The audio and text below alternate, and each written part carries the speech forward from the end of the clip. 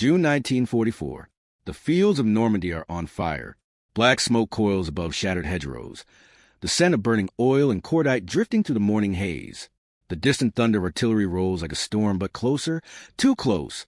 The roar of tank engines drowns everything. A column of Sherman tanks crawls along a narrow French road, treads grinding through mud and ash. Their olive drab hulls are pitted with shrapnel scars. Their crews weary from days without sleep. Inside, the air is suffocating, diesel fumes, sweat, and fear. They've heard the stories. The Tigers are out there, somewhere beyond the ridge, waiting. The Sherman was America's workhorse, fast, reliable, and built by the tens of thousands.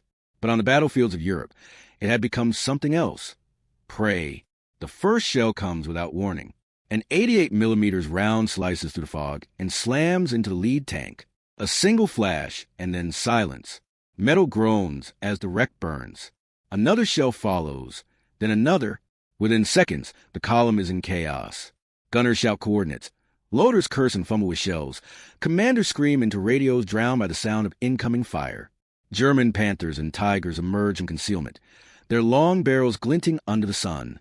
These are the steel beasts of Hitler's war, machines that can kill at a mile's distance and shrug off return fire like rain. For the Sherman crews, it's a nightmare. Their 75mm guns can't penetrate the frontal armor of a Tiger, not even at point-blank range.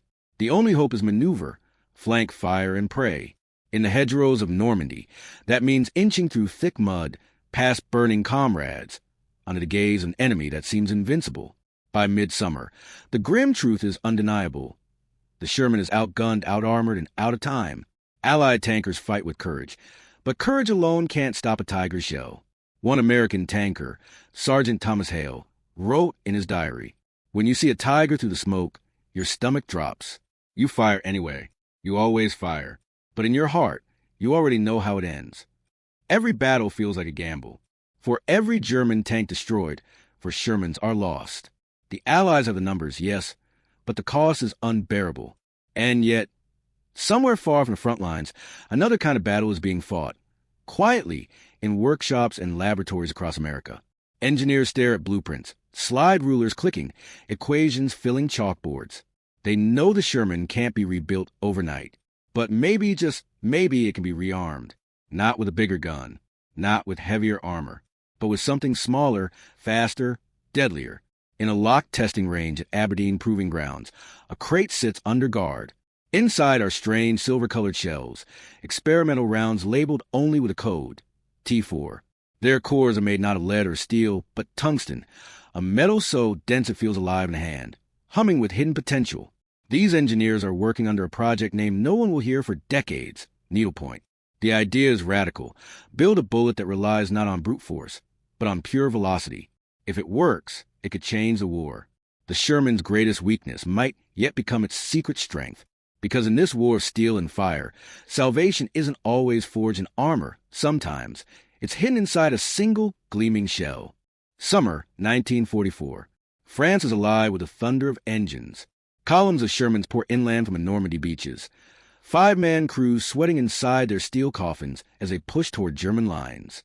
Each tank represents a triumph of American industry, stamped, welded, and shipped across an ocean by the thousands.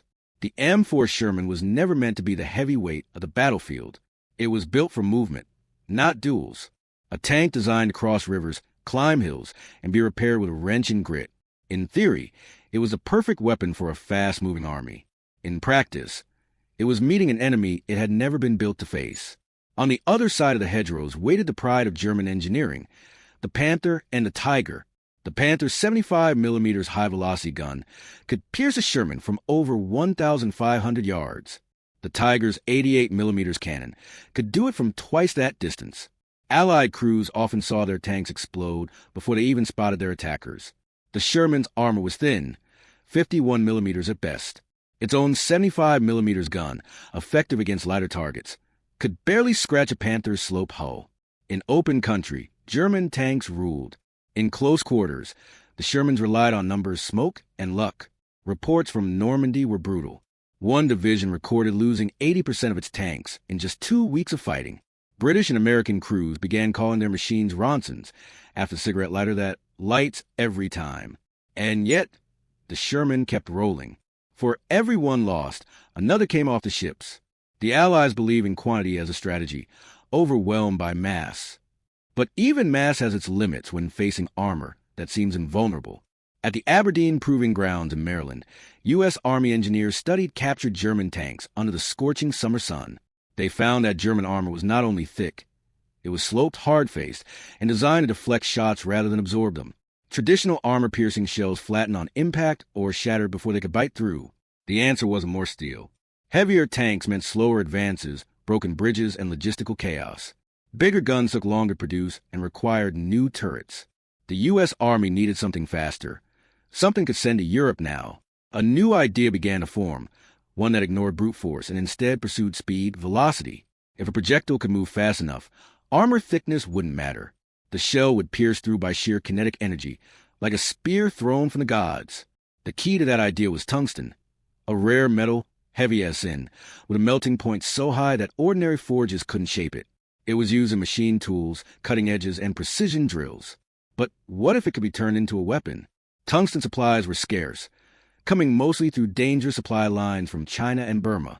Using it for ammunition meant pulling it from vital factories. But desperation drives innovation.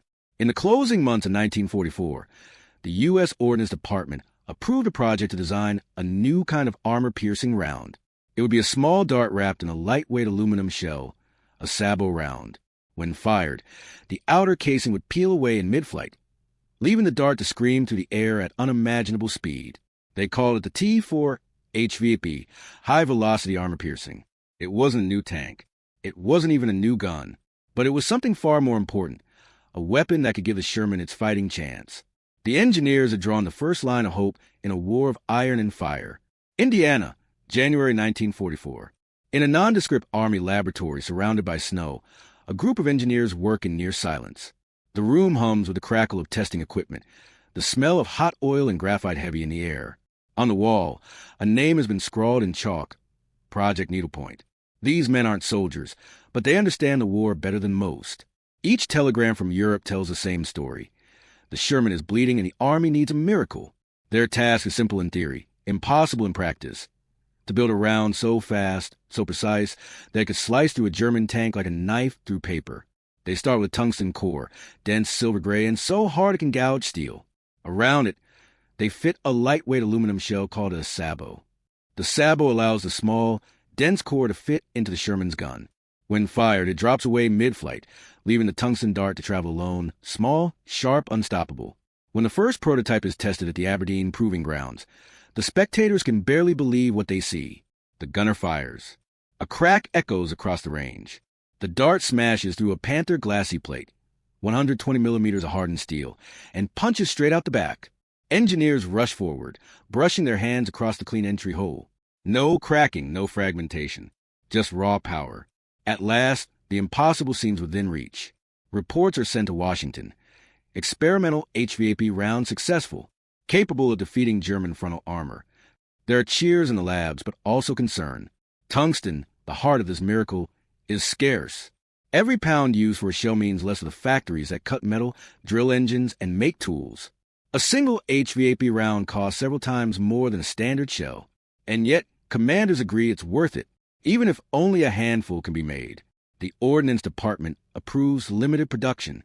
Crates marked special ammunition, T4 HVAP, are shipped under guard to select tank units. Crews are told little. The rounds are top secret, untested in real combat. But rumors spread. The silver dart, they call it, the magic bullet. One tanker writes home. They say this new shell can punch straight through a Panther's nose. I'll believe it when I see it. Meanwhile, in Germany, intelligence intercepts mention of high-velocity ammunition appearing on the Western Front. The Wehrmacht dismisses it as propaganda. After all, how can outdated Sherman pose a threat to a Tiger? But the truth is on its way to Europe, inside steel crates, hidden in supply convoys, labeled only with serial numbers and destinations.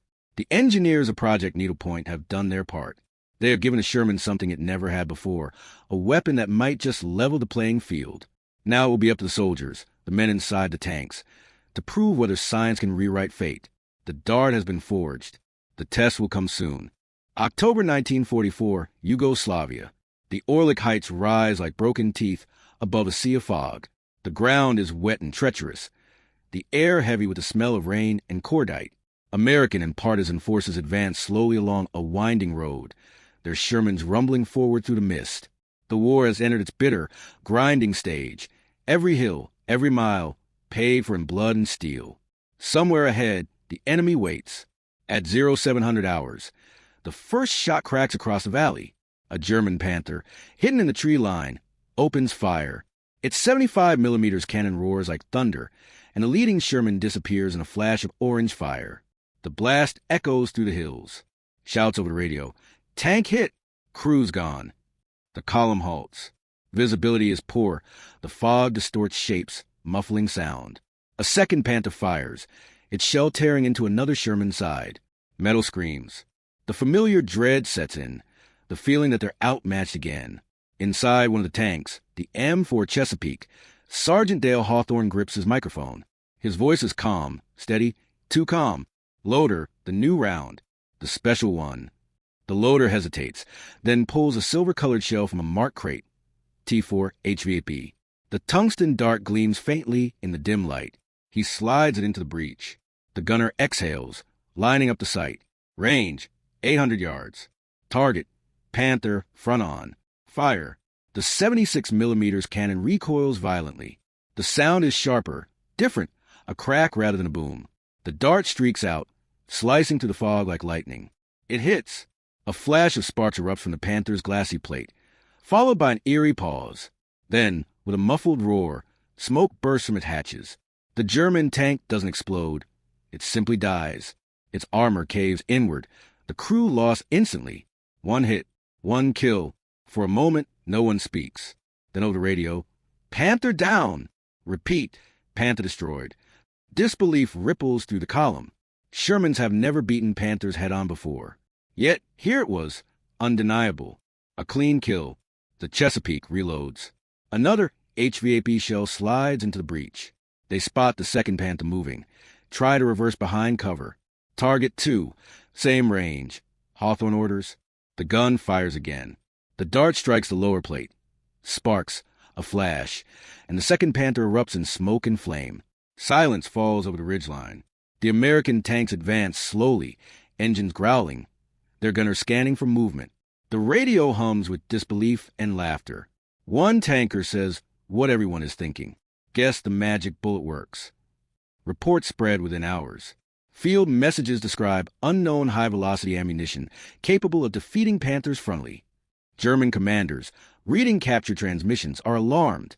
The myth of invincible armor, the pride of the Panzerwaffe, has cracked. Across Europe, more Shermans receive small allocations of HVAP. In Belgium, near Aachen, in the forests of the Ardennes, similar stories emerge. Shermans once doomed in frontal fights are now holding their ground. Some even hunt. For the men inside the tanks, the change is not just tactical, it's emotional. For the first time in years, they feel equal, not invincible, but capable. A tanker later wrote in his diary, "We didn't cheer when it hit. We just sat there, quiet. I think we were too stunned. For once, it was their turn to burn." From that single shot at Orlick Heights, a legend began to spread of a small, silver dart that turned prey into predator. By the winter of 1944, the thunder of the Eastern Front echoed faintly across Europe. But in the West, the tank war was far from over.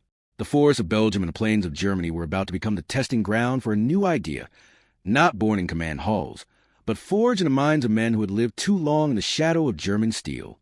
The Americans called it, unofficially, the Hunter Doctrine. It began quietly, a shift in how tank platoons fought. Gone were the desperate charges and chaotic skirmishes of Normandy. Now precision ruled. Coordination replaced courage alone. Commanders started assigning 1 or 2 Shermans in each platoon as hunters, armed with the new T4 HVAP rounds.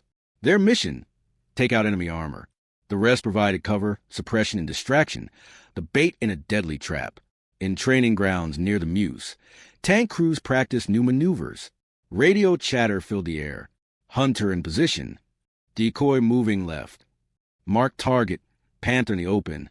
Maps pinned to command boards showed kill zones, elevation angles, and firing arcs.